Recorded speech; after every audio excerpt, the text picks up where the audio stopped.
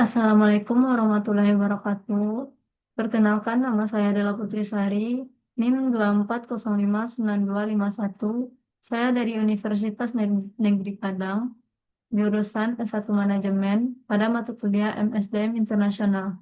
Baiklah, di sini saya akan mempresentasikan materi pertemuan ke-11 terkait tentang rekrutmen dan seleksi manajer internasional. Yang pertama, pendahuluan. Rekrutmen dan seleksi manajer internasional merupakan aspek strategis dalam manajemen sumber daya manusia global, meningkatkan tingginya risiko dan biaya yang ditimbulkan apabila penugasan internasional mengalami kegagalan. Dalam konteks globalisasi yang kompleks, perusahaan multinasional dituntut untuk tidak lagi mengandalkan praktik perekrutan konvensional, melainkan mengembangkan pendekatan seleksi yang lebih eh, sef- spesifik dan adaptif terhadap dinamika lintas budaya, keberagaman, serta kebutuhan integrasi global lokal. Tantangan seperti keterla- Tantangan seperti keterbatasan talenta manajerial yang kompeten secara internasional, potensi gesekan dengan tenaga kerja negara tuan rumah, serta dampak ekonomi pasca resesi menegaskan pentingnya desain rekrutmen yang lebih cermat dan berbasis analisis. Dengan demikian, pemahaman yang komprehensif mengenai faktor-faktor yang mempengaruhi keberhasilan penempatan manajer internasional menjadi krusial bagi efektivitas organisasi di pasar global.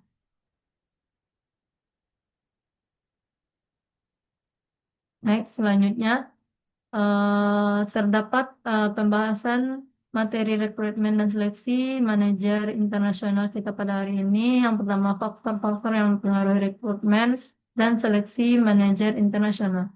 Yang kedua, bagaimana rekrutmen dan seleksi manajer internasional berbeda dari manajer yang berbasis lokal.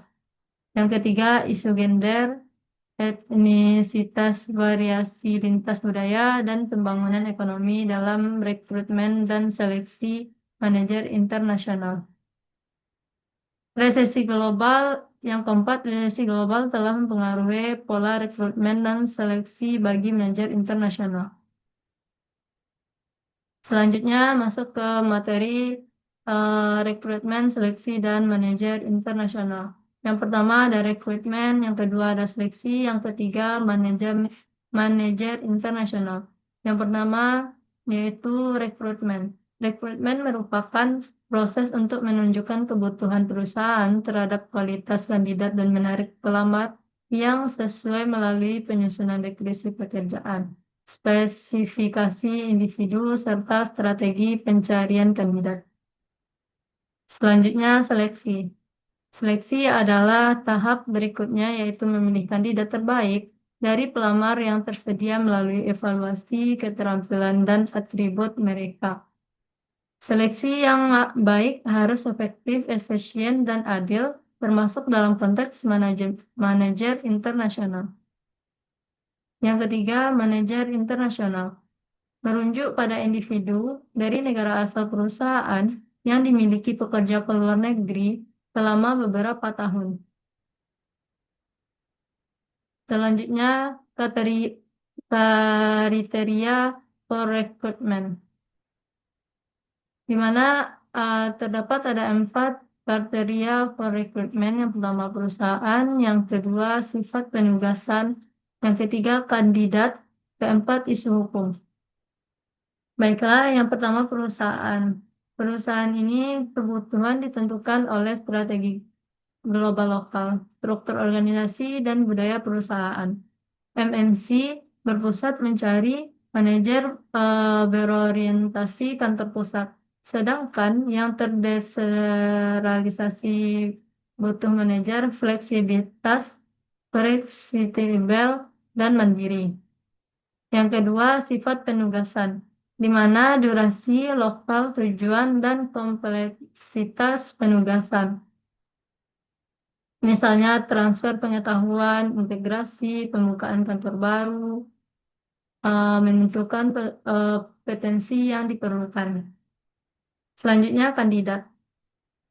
Pertimbangan motivasi karir, finansial, minat, wilayah, atau perjalanan. Kesesuaian nilai dan minat jangka panjang. Keempat, isu hukum. Pelatihan regulasi ketenagakerjaan dan imigrasi di negara asal atau tujuan termasuk batas izin kerja, yang jarang jarangan rekrutmen non-lokal. Selanjutnya, seleksi kandidat untuk posisi internasional. Yang pertama, metode informal, di mana sering digunakan berdasarkan koneksi pribadi atau senioritas. Namun kurang adil dan tidak akurat dalam menilai kemampuan kandidat. Yang kedua, metode formal. Metode formal lebih andal seperti seleksi berdasarkan pengalaman atau keterampilan, tapi tidak menjamin keberhasilan di penugasan internasional. Kemampuan lintas budaya sangat sulit diajarkan, sehingga metode ini cocok sebagai kriteria awal disertai metode lain. Yang selanjutnya, tes dan ujian. Pendekatan objektif meliputi wawancara oleh berbagai pihak, referensi tes kemampuan bahasa, kemampuan lintas budaya, penilaian psikologis, dan yang lain-lain. Tantangan utamanya sulit mensimulasikan pengaruh budaya secara akurat. Seleksi yang khusus untuk kelompok yang kurang beruntung penting untuk memastikan proses efektif, efisien, dan adil.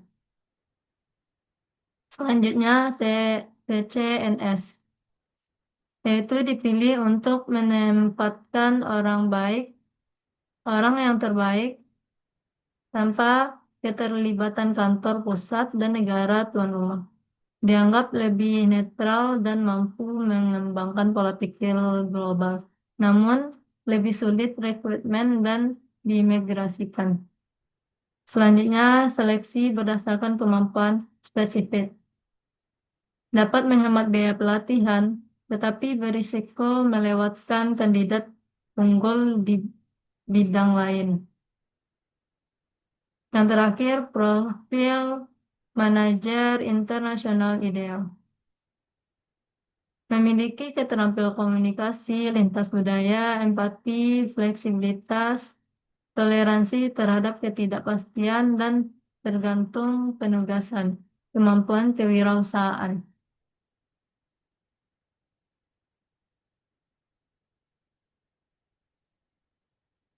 Selanjutnya, isu keberagaman dalam rekrutmen seleksi internasional.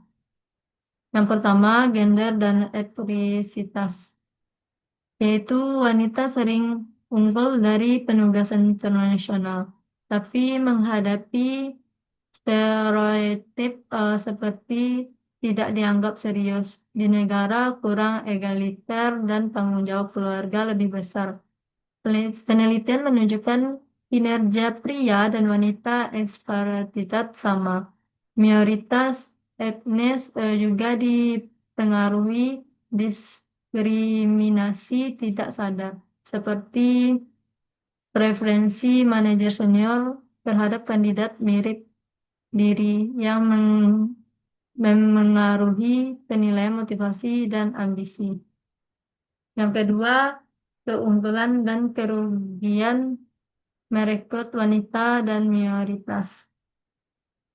Keunggulannya yaitu kemampuan relasional, jaringan mudah dapat dibudayakan bisnis tertentu, dan toleransinya tinggi terhadap diskriminasi.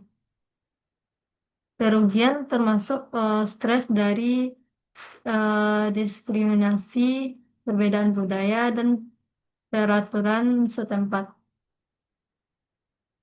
Selanjutnya, keluarga.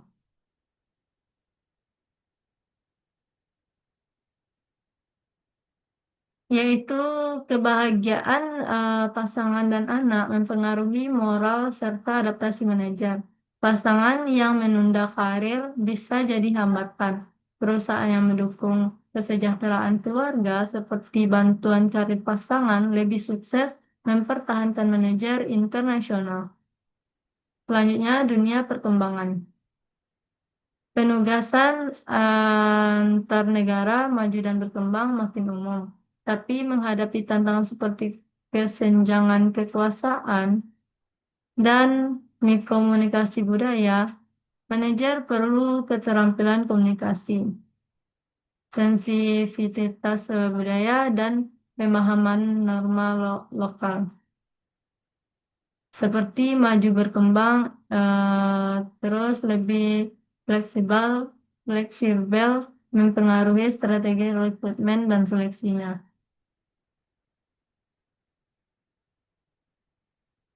Selanjutnya, The Training International Manager. Materi ini membahas evaluasi peran manajer internasional di era globalisasi. Apakah mereka berkembang menjadi kelompok khusus yang tanpa akar, seperti diplomat yang berpindah antar negara dan implementasinya bagi HR dalam rekrutmen serta seleksi, yaitu kemajuan teknologi. Beberapa para ahli berpendapat bahwa fokus perusahaan multinasional atau MNC pada kemampuan lintas budaya dan kesadaran global menciptakan generasi manajer yang bergerak antara penugasan internasional, sehingga rekrutmen harus menekankan pengembangan keterampilan global daripada hanya keterampilan teknis lokal. Selanjutnya, penolakan ide tanpa akhir.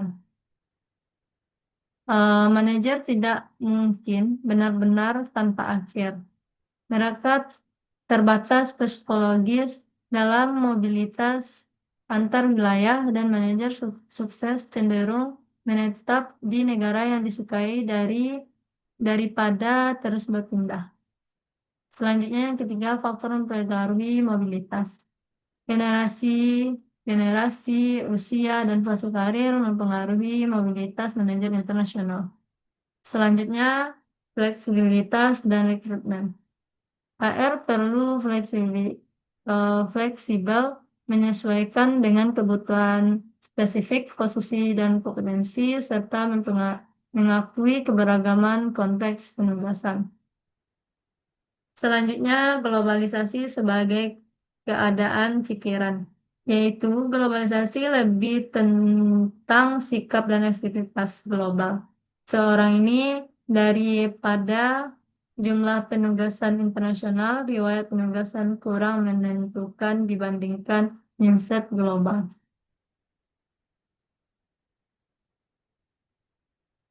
Baiklah, selanjutnya kesimpulannya yaitu jadi rekrutmen dan seleksi manajemen internasional merupakan proses yang kompleks dan strategis.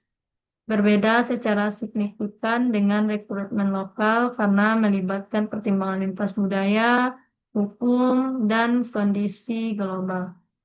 Keberhasilan penugasan internasional ditentukan oleh kombinasi faktor perusahaan, karir individu, sifat dan tujuan penugasan, serta kesejahteraan keluarga manajer.